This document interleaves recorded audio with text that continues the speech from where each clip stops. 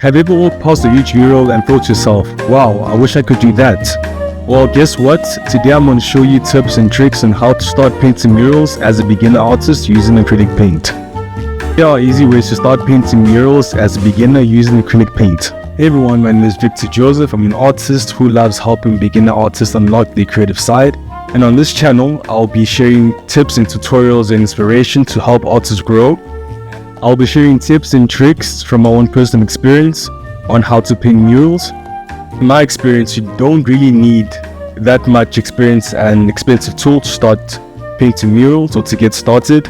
All you need is the right mindset and some simple techniques. So you've been waiting for a sign to go big.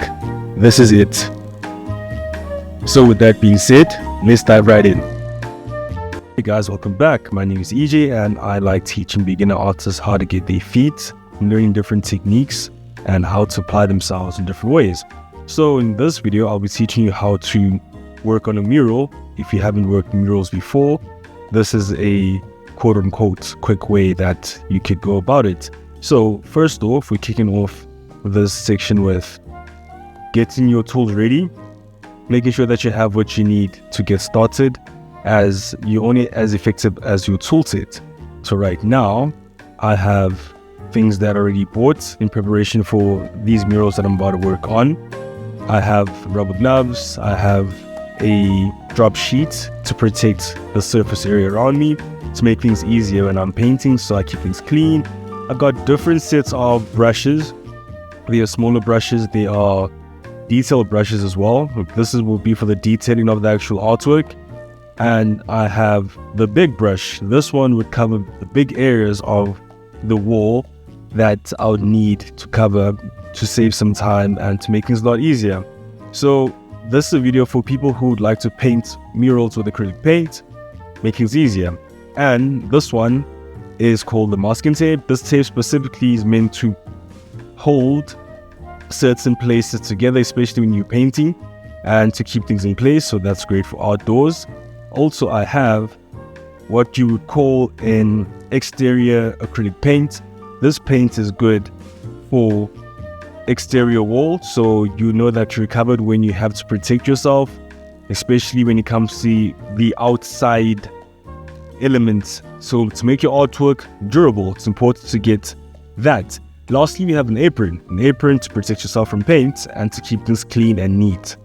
So before I start painting, I like to have a checklist of my materials ready, so I know that I have them in hand. Right now, this is the first mural wall that I will be working for my client that I worked on before. And what I did was that I primed this wall perfectly in a way that is flat and the surface is smooth enough for me to work on, to make things easy when I'm working, so that when I start working, things are easier for me to start painting on. And right now, what I'm doing is looking at different areas of the walls that I'll be working on as well, keeping the same principle and concept of always priming your walls, making them ready to be painted. I use a flat white, a simple white paint, so that whatever I paint on top of the actual wall would be brighter than the actual surface that I'm painting on. So these are 3 small size walls that I'll be painting in this environment, and I'll do them one by one, step by step, but they all have the same process and follow the same structure and process to get to. And yeah, let's begin. So we have our first wall to begin with.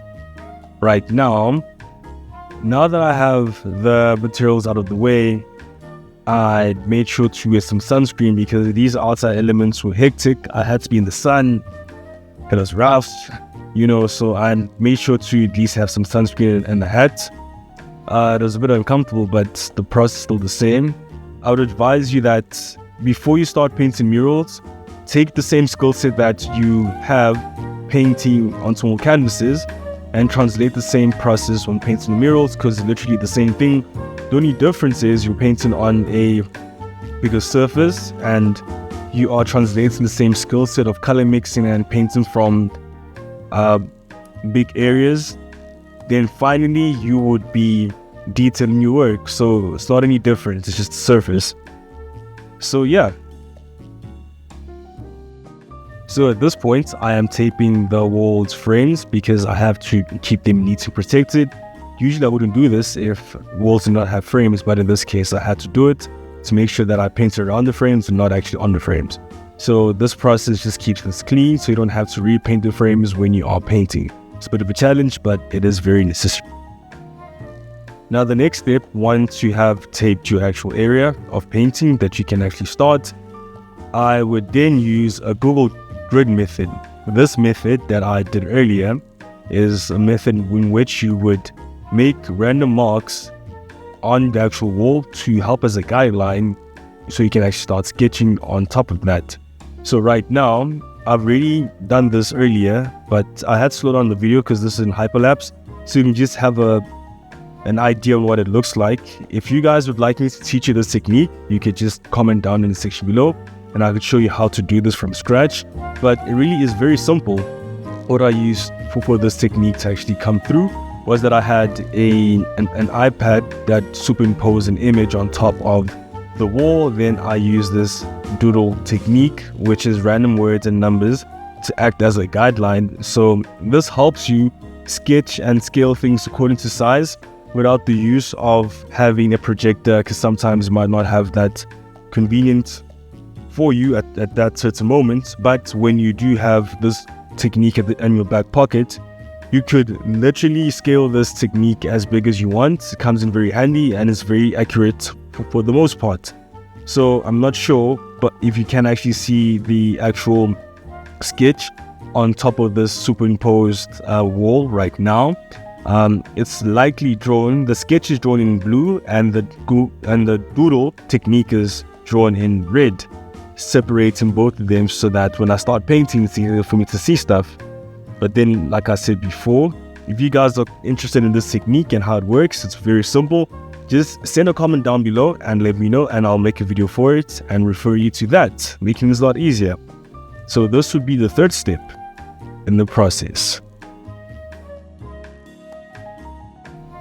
And this is where the fun starts. So as I've said earlier, I've already had my grid set up, things already accurately put down. I've done my sketch. I use the charcoal for that, as opposed to using the actual spray to make it easier. And I just marked out areas that I'd like to detail. So basically what I'm doing, as I would do on a smaller canvas, is I am marking the big areas first that separate the background from the actual foreground, making it easier to paint in layers. The same process that I would use when painting on canvas, just repeating the same thing on the actual wall.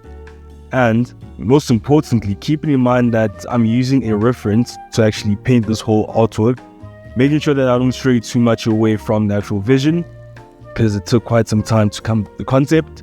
I had to pre-compose things and have things done before I had the actual reference printed and ready. Also, I'd say that it comes in handy for you to have a printed reference photo that you could just move around and just use paint through, just to have things ready for you in actually painting. So right now, I am just painting the flat layers as is, nothing too much on detail, just keeping things simple and coming back to cover up areas that I've missed earlier. So since this is a big wall, it takes some time to actually get to that point. But when I do come back and add more layers on layers on layers, that's where you get to see the different layers of color transition and actually add to a point that makes things look a bit more realistic than it was earlier.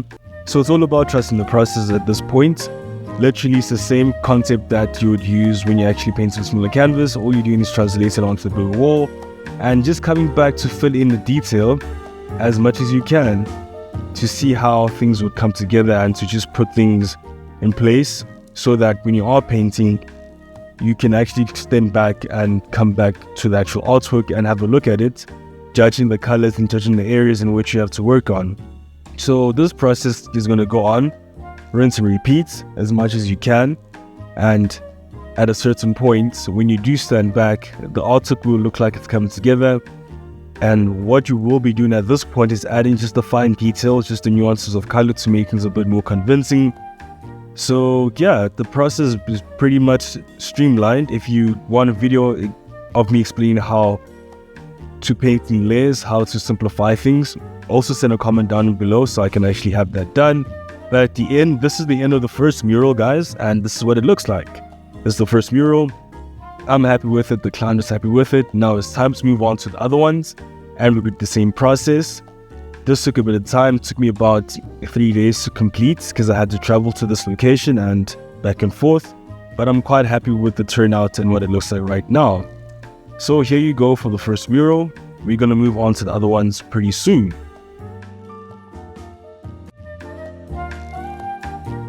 So I get that murals can feel quite intimidating, but you don't need to start with a giant wall.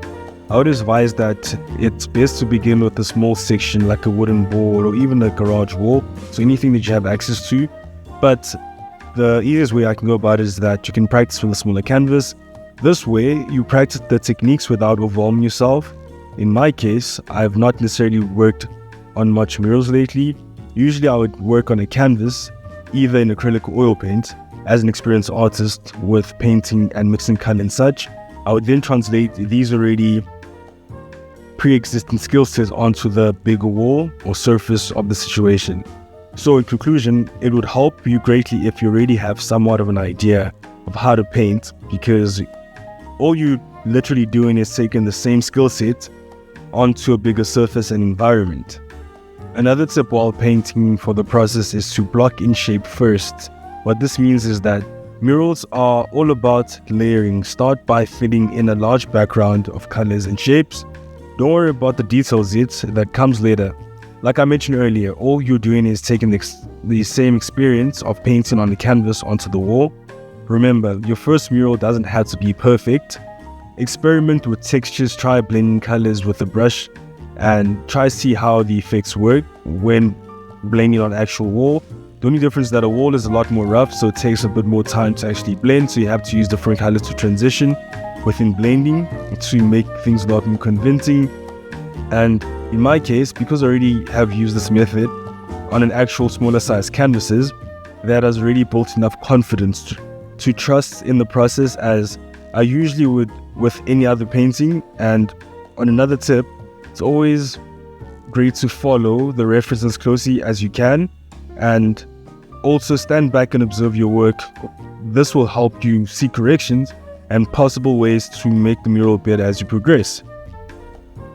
There we go. This one is out of the way. I am happy with this as well.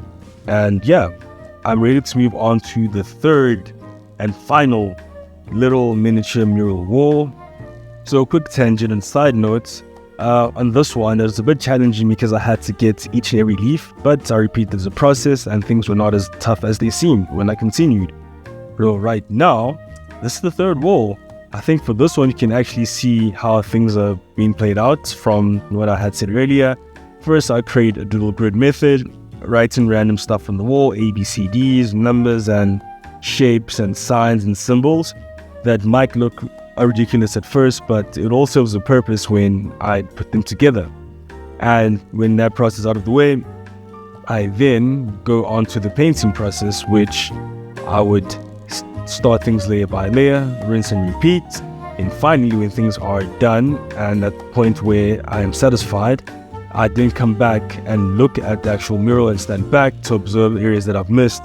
So at this point, I'll be just adding the final details, the final touches, blending the transitions and putting things together. So this is all about trusting the process and also knowing that it takes a bit of experience, knowing that all you have to do is reiterate and edit things as you go along, play around with ways to blend and layering. Most important, lay as much as you can to get the desired result. I always say that painting is about creating illusion between shapes and colors, not necessarily doing things too realistic. And most importantly, having a reference to follow helps you gauge which areas you need to work on most. Some things might take longer than others because some areas might be a lot more detailed, but as long as you figure a way how to layer your actual painting, things would come together very nicely when you are actually painting. And having fun with it, being patient with yourself, knowing that things do take time to come together, and it's an artwork. You can literally work on this as long as you want. In my case, I had a bit of a deadline, so I had to be professional and stick to that. I had to get things done in such a way that is not only professional but also convenient for the actual clients at the time, and to make sure that I have covered most of the areas. Because at the end of the day, it's about looking from a distance, not necessarily standing up close, because some people can get too bogged down in detail and try to finish everything within one certain area of focus. But it's important to focus on the whole artwork as a whole, because to create that depth of illusion when you're looking from a distance is a lot more, I feel like it brings more value versus you focusing way too much in detail, and when you're standing back, you will not have the same viewing experience.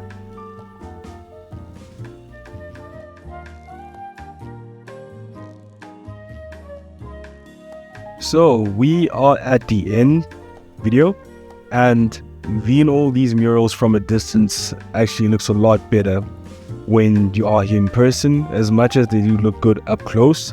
But in this step of the actual process, I made sure to go around just to analyze each and every artwork that I've done, to just get an idea of what it looks like from a viewing angle, so that they all work in harmony. So this concept was from the client that I'd worked with, and she wanted to give an illusion of different sceneries in different walls and make use of the space that she had. But overall, this was a fun experience. It's always fun to work in different environments. If that will test your actual grit when you are working in such environments. And most importantly, it was fun. Overall, I liked it. So that is going to be the end of this video. I hope you've taken some tips and tricks out of this whole process and see how easy it is to actually start painting murals with your pre-existing skill set. And yeah, if you guys have landed on the channel for the first time, don't forget to hit that like and subscribe button so you do not miss out on any future videos that I come up with. And also, don't forget to comment and share this with people who might need the information started to get mural. I'd love to hear your opinion and tips and tricks as well. If you guys have anything to share, put them down in the comment section below. I'll be seeing you on the next video. Till then, peace out and keep creating, keep going. Ciao. Goodbye.